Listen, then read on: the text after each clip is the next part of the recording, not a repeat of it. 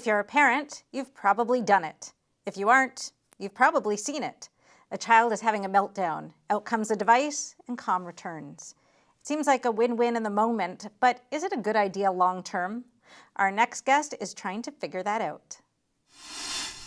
We're joined now by Sarah M. Coyne, Professor of Child Development and the lead researcher of the study Tantrums, Toddlers and Technology. Sarah, welcome.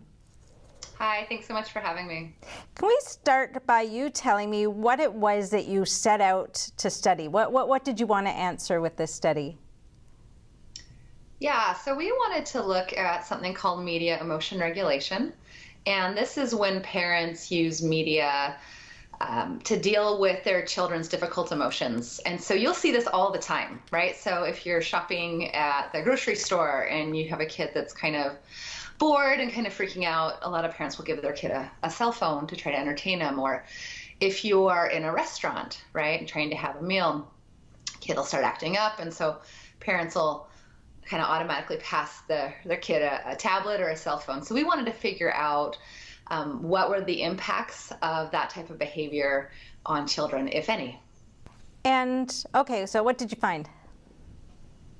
Yeah. So we found it was pretty common. I think only like 7 or 8% of our samples said that they never did it.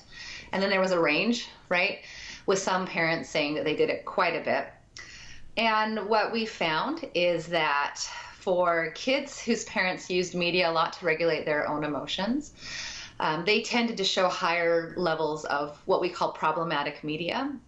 And that is a precursor, we think, to like a media addiction later on in life. So being really obsessed with media, really fixated on it, tantruming when media is removed, sneaking, lying about it.